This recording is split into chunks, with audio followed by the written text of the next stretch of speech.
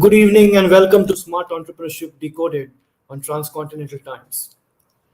It is the festive season in India. We are at Diwali time, and thanks to a virtual ban on crackers and larger social awareness, there is no sound effect behind me. It is also a special episode for us because this is the 25th episode of this series. And I was trying to find a guest for this 25th episode who can who is a young achiever and can guide the youth with some of the doubts and confusions they have. If you look at statistics and research, there are two phases of life where people face the maximum confusion. One is midlife, which I have experienced myself and written a book on. When of what you can do are coming down, you're wondering whether you have done enough. You're wondering if you have enough time left to leave an impact on the world and protect your family. But even more confusing time, especially in this day and age of so many choices, is the teenage years. And it is a question I get at every campus I go, where students ask, how do I know what I should do? How do I know what I'm passionate about? Not everybody has the gift of clarity of thought at a young age. Our guest tonight, I could take all 30 minutes explaining and talking about his accomplishments. An author, an entrepreneur, an investor, leading a large investment group as CEO, awarded multiple times for various activities, including in the education field where he has done a lot of work. The youngest Padma Shri nominee in India. There's so many ways I could take up time and describe his accomplishment, but that's no substitute for hearing the man himself. Join me in welcoming Aditya Arora. Hi, Aditya. Hi, Nalin sir. Hi, how are you? I'm good. How are you? I'm all good, all good. First festival greetings to everyone who's listening. It's Diwali time in India. So Thank yes, you. hope all of fitting. Yes. Thank you for making the time at such a busy time when it with the family. You are. I have been following you on social media, and where you have a huge following, with a lot of young people following you and listening to what you have to say. And I always find that whatever you say has extreme clarity and simplicity. You don't. So I often say that a good mentor is one who demystifies complex problems, not mystify simple ones. And you seem to do that very well. So let me pose that question to you. For young people, how do they figure out what they should do in life when they are in college? Is there a way? Is there something that worked for you? Yeah. Firstly, I think it's a brilliant question on what young people in college should do to figure out their career. And the reason it's important is because college is the place where you figure out, you experiment, and you try different things. Because till school, you were, of course, working in a set pattern. And after college, wherever you go to, will be working in that same field in a set pattern. College is that field where you can decide which things do I want to add on cart and which things do I want to discard from the cart. And that only comes when you have, like, consider you are roaming around a supermarket. What you need to buy is the decision, the clarity you will get when you roam around the entire supermarket. Maybe you'll end up buying the whole shelf, or maybe you'll end up buying nothing. But that would only come when you explore the store around. So similarly, like in college, when you're there, college life is all about exploration. It's all about moving from a protected environment into an unprotected environment and figuring out yourself in that whole process. Trying your internships, trying different companies, trying different job skills, learning different new skills along the jobs as well, and then making out to one concurrent decision that these are the couple of things that will work for me, and this is something that I want to do. So if you don't explore, you'll not be able to do it. That's the crux of how I figured out my passion as well. Going to a college, to a very good college, and then of course having a very good placement back support as well. I would have never done venture capital, what I'm doing right now, the investments in my whole life. And no one from my family, of course, is from that background. But that only came out when I explored into multiple fields. When I realized that it's okay if you're working with the big companies, but then there are some smaller opportunities as well that you need to tap, and you need to see and explore that. can they be the game changer for you? So yeah, that's what I figured out. So it's a mixture of exploration. It's a quest for figuring out, because exploration then also comes with a dedicated action in following all those different pursuits. And then thirdly is all about articulation. Once you have explored into 3 4 fields, then articulate as to what your experiences are and where is your north star, where is your true calling, where do you want to go. That's excellently put, Aditya. And one of the things I noticed among the body of work that you're doing is in the education field, where with the government you're trying to create this content for entrepreneurship mindset. Now, we hear it in different ways, right? Growth mindset, entrepreneurship mindset, etc. What is it, and how can one inculcate that? Is it inborn, or is it something that you can develop? Very nice. So, see, an entrepreneurship mindset is firstly no superhuman mindset, right? It's a mindset which just evolves and looks at things differently from a normal mindset. It's a mindset which is more oriented towards growth, takes risk, takes calculated risk, but the end goal is for growth and for more, of course, more appreciation at the end of the day.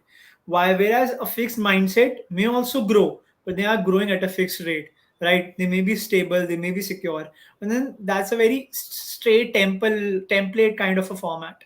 An entrepreneurship mindset starts with developing your own path and breaking the conventional hierarchies of what society or what everyone has written for you. So that is the first underlying difference. Now, how you go about building that mindset, I think this is an activity which cannot be done within a single day. This is a mindset which builds over time, right? You have to take different actions, you have to be in that environment, you have to be with the same people who have that mindset. You have to learn from them. So it's a combination of different 3 4 things that you have to do to build that mindset. But some of the activities which you can start with is first, as I said in the last question, it's about exploring yourself, right?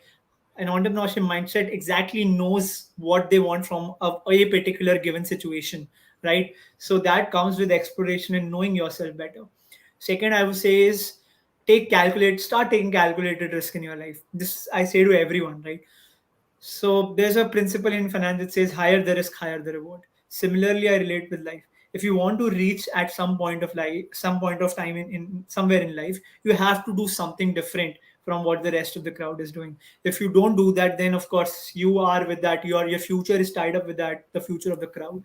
So second is start taking calculated risk. And third, I would say is the most important aspect of entrepreneurship mindset is the dealing with failures, right? A normal mindset would look at failures as a definition in life, that okay, this is something I could not crack. But an entrepreneurship mindset always looks to better the situation at hand. If let's say they are failing at something, they would figure out a way to bounce back from that failure, which is extremely important. So yes, I think this is the most important tenet of an entrepreneurship mindset, and it's more growth oriented, it's more ferocious, it's more risk taking, and then also it knows to deal with failures in a way better manner and utilize those failures for growth rather than for stopping and defining yourself at that point of time. So Aditya, I will take this whole thing from a parent's perspective. Okay, your journey has been exceptional, and you have spoken about how you convinced your family to give you a 2 year break, and explore possibilities, etc. What is your message to parents of young boys and girls who are enamored by entrepreneurship or want to explore it? Let's not say enamored. They have the opportunity, they want to explore it. But the parents are rightfully concerned that what will happen if they fail. What is your message to parents, and what would you say to them? So I think brilliant question, and the only thing that I want to say to parents is that if your child succeeds, you will take the credit for it. But if your child fails, you will not take the blame for it, right? You will, of course, put the blame on the child because he could not or she could not, of course, make it through. So also see from your perspective, of course, it's there that you want the best for the child, and we are not questioning that. As children, we are not questioning that at all. You want the best for us. We are here to accept that. But think from the perspective of a student as well, right? At the end of the day, student has to grind hard and make a career for themselves in that field. Even if students are getting like plenty amounts of money from that, but they're not happy in that profession, then as parents you will also not be happy, right? That your child is making money but still not happy. At the end of the day, we want happiness. So one is, give your give your child more flexibility, especially in the early age they are going on. You've always, of course, you've controlled them through the school. You've of course put them into a good college. Now give them some flexibility to do whatever they want to do in life. That is one thing. Second is, be a bit more patient. As parents, a lot of us just want the results to come on to the next day, which typically does not happen. Forget about entrepreneurship. Anything that you start in life, the results don't happen the next day. So be a bit more patient, right? Understand that things take up time, and give your child that leverage to, of course, take more time and to work on things that they're feeling. Third is, the most important thing is, focus on your child's mental health as well, right? This is something which is not talked about at all. Students are also under duress, sort of amount of pressure from schools, from colleges. So much workload is there, and then there is a peer pressure as well. Their peers are doing True. so well. That happens, right? Then of course there is like social media has put it into more social pressure, which probably is inevitable pressure and probably is not visible as well. But that whole amount of pressure is there as well. So one is, focus and be like a friend sometime to your child, right? Because if your child is in a good mental health space, they'll be performing better. Even if let's say they are performing better but not in a good mental health space, sooner or later burnouts would start to happen. And that is what we have been seeing in today's generation, that they are burning out. They are thinking of retiring at the age of 30, 31, right? So just give it more flexibility, and yes, back the child at the end of the day. I would Now, just you say picked that an even if they important fail. point. Yeah, you picked an important Yeah. point. Mental health is a big issue. More than half the entrepreneurs have some mental issues and pressure.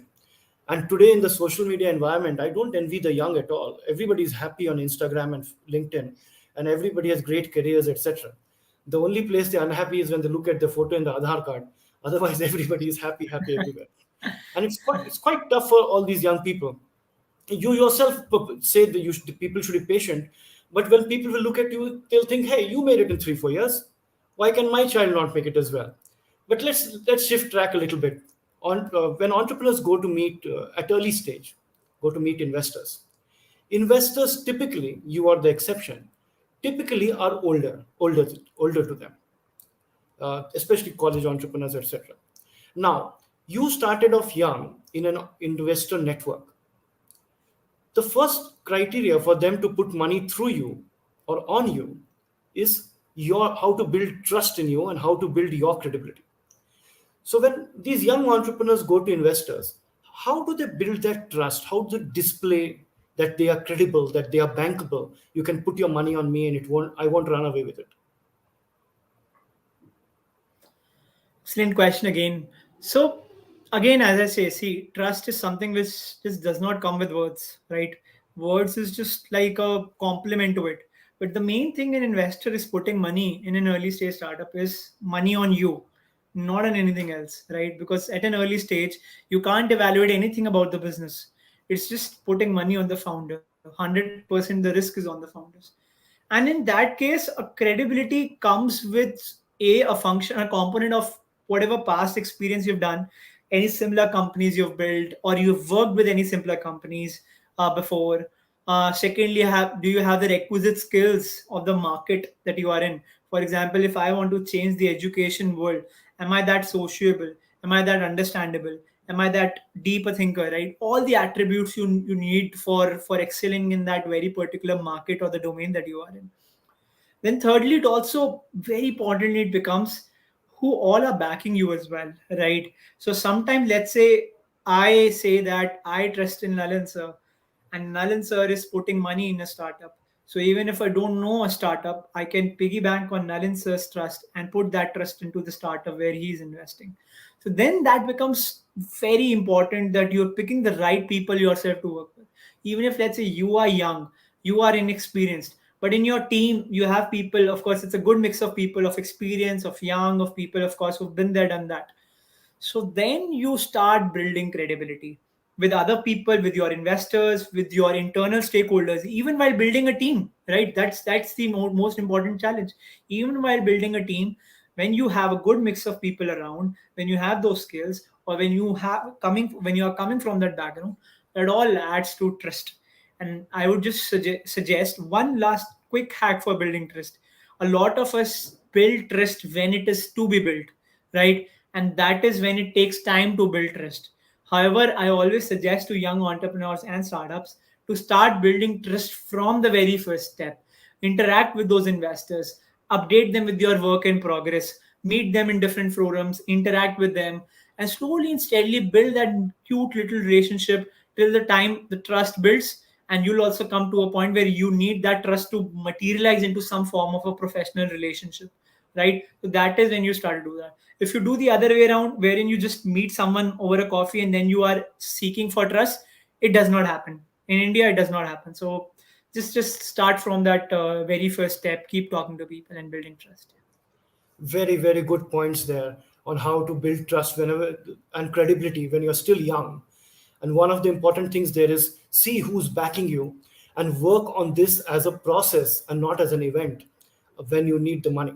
Those are very good, very, very good points. It resonates very well with me. I was watching an interview of yours where you said when entrepreneurs come to you, you look for passion, you look for how much they are willing to put into it, etc. So, two questions there. One, how long does it take you personally as an investor to click that I want to work with this guy? And second, how do you assess passion and knowledge? Yeah. So again, that's a thing which you can't process it, right? That how can I evaluate someone's passion, right? Because every second person which comes to me says that they are 100% passionate about Yes. it, right? And if I have to fund every second person, I would not be able to fund more than 30 or 40, right? So again, it's very hard to say no to people because everyone has passion, everyone has some sort of a story which you're backing. But then as investors, you need to realize that money is constant. You can't, of course, make it variable. So there's a certain limit to it which you can invest because you have to recoup the returns on it as well. You can't just go about investing without realizing returns. So then it becomes a component of whoever is coming to us. A is that person coming to us through a network, what I said, what I said to you earlier. Because again, if someone is passionate, then they would have convinced other person as well to invest in that. If they are not able to convince anyone, then just convincing me, then that does not add up to the story, right? That means that maybe I am not evaluating correctly their passion, or maybe there is no passion at all, right? So one is the trust of other people as well, which kind of builds along the story. And in terms of passion, what I always look for is passion is never spoken by big lines or words, right? It's never spoken like I would do this or I would do that or I would achieve that. It's always spoken in a way that when the tide was against your shaft, at that point of time, did you let your sails down or were you sailing through? Because if you were sailing through till then that means that you're passionate enough. For example, a lot of startups came to me when they survived the COVID 19 wave, right? They did not let their businesses shut. Businesses around them were getting shut. They figured out new, interesting ways of adding more revenues to the business. And that shows the passion of the business. That shows the passion of the founders. That adds up to the gungo of the gusto of the story, right? So, yes, that's how you basically evaluate trust. You evaluate your passion. And How long do you take to take in your mind to take the decision? Of course, there's diligence, there's whole lot of meetings. How long before you think this resonates with me? I want to work with this guy. So for me, it's a very quick decision. I can't, of course, take long. And again, I go on first principles, your first instinct decisions.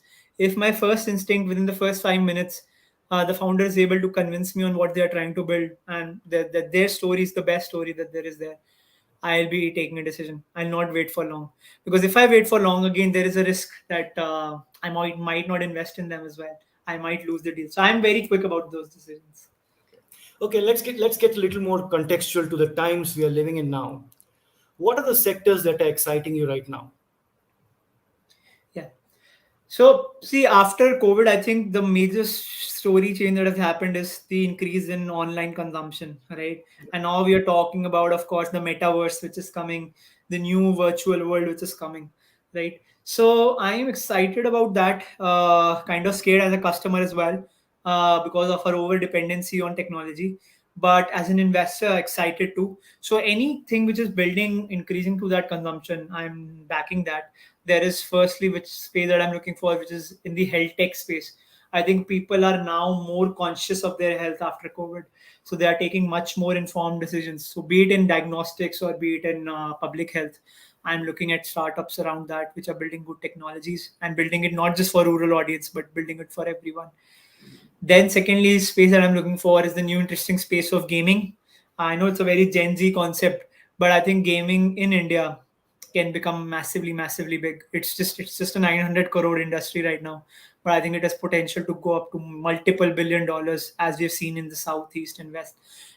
Because gaming perfectly aligns with the world in which content is the king and time is getting shrunk, right? So gaming perfectly fits into that theme.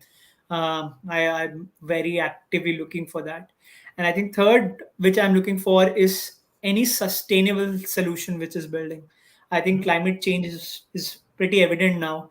And any startup which is working either in a clean energy space, in the EV mobility, or anything which is reducing carbon footprint in India, I think it's a very, very interesting solution. These are all futuristic solutions, but then as investors we take futuristic bets.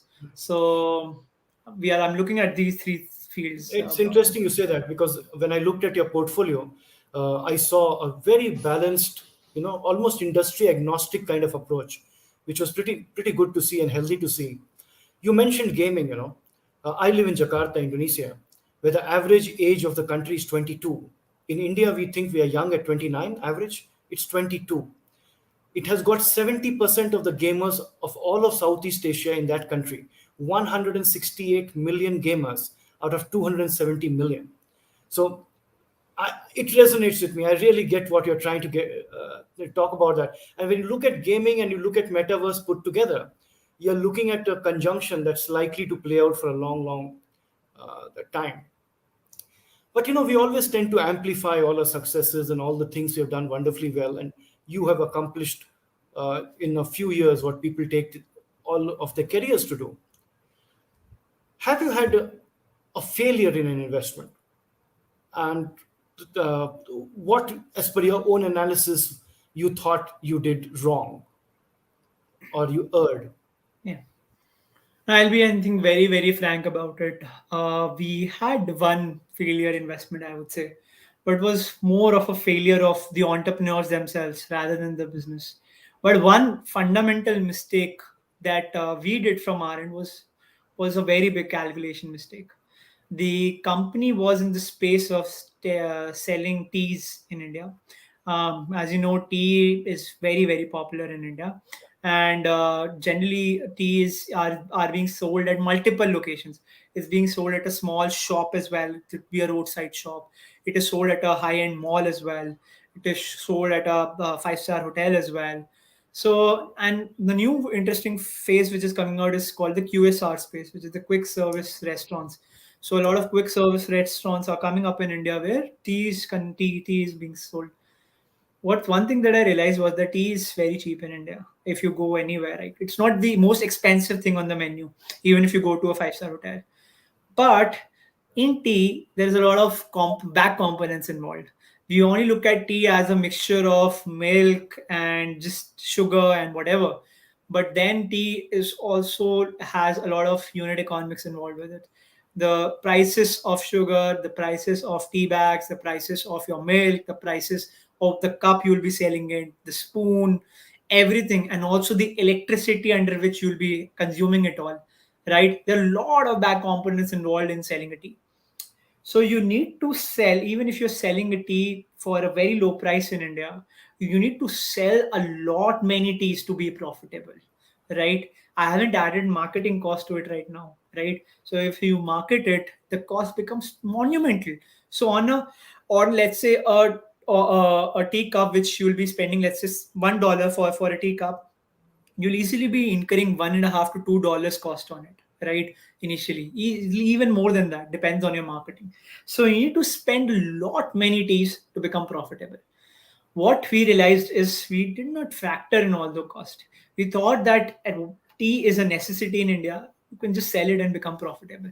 But then the unit economics only pans out when you sell it to lakhs. When you at least sell 5 lakh cups, that's when you become profitable. So yes, we did not analyze that the company could not scale to that level and failed. So small fundamental mistakes. It could be small business model mistakes. It could be small natural mistakes. It's not the mistake of the startup. It's just a mistake of the entire nature of business model, right? And if you don't realize that, no matter whichever company you invest in, but these companies don't scale and they get shut up as a result of that. Thanks for sharing that, because it was not just a story of where it went wrong, but our viewers can really understand how business has got so many components to it. We are coming to the end of the interview. My final couple of questions to you. Uh, do you think you found your calling in life, or are you still exploring? You're very young, So I don't consider youth to be a problem or anything like that. But you're a young man in an old man's business. And do you think you found your calling, or there's still more of you to come in a different avatar? In fact, I was just talking with a friend before this interview and trying to answer that same question. Because when you are at 19, when I was, of course, made the CEO of this company at 19, I never realized that the company would come in so far. And all the bucket goals that I thought I would maybe achieve in some point of time in my life, ended up achieving that soon. But one thing that I've realized is that our life keeps on going, right? Even after reaching at some point of time in your life, you are just fixated at that, then you'll remain at the top for some time. But then when people start to move ahead, you'll again come up to the bottom because you are there stuck at that point, and people ahead are moving in front of you. So I think life is very perennial in that ways. I have stopped believing in a planned life, because if I would have believed that, I would not have come till here. So I am open to any opportunity that it comes. I'm open to any new thing that it comes. I'm not fixating my life to be that. But I think I just have clear with this thing that I've started this thing of investing in startups. So I'll probably go ahead and end it in a beautiful manner as well before I pick up some new thing. Okay, so let's wrap up with my final question. Uh, People backed you, right, at the age of 19. People saw something in you, backed you, took a leap of faith, and did something which was unthinkable. You hire investment bankers from the big five to lead companies like this, or something like that. There are some pretty fixed ideas people have got. Now that you've been in this position for what, 3, 4, 5 years, would you, Aditya Arora, hire a 19-year Aditya Arora to be a CEO of this company? Well, that's a very bold decision. Now that I sit on the other side of the table, I realize that if I would have to hire Aditya at that point of time, would have been a very bold decision. But one thing I can say for sure, I don't know about a title. Title is something which has to be seen at that point of time, because title comes with honest hard work and execution. So title would have to be seen, but I'll definitely give opportunity to the young person to go ahead and execute, because if I don't give the opportunity to someone like me at that point of time, how would I get more people into this ecosystem to join it at a young stage? And that is where my life is headed towards. So definitely, I'll give the opportunity to that person, but I can just give the opportunity. The person has to execute it themselves. Well, I wish I was 19 and I came to you for that job, but I'm not. I'm 52. Thank you very much, Aditya. You are one of the leading voices in the startup ecosystem, a role model for the youth. I wish you the very best.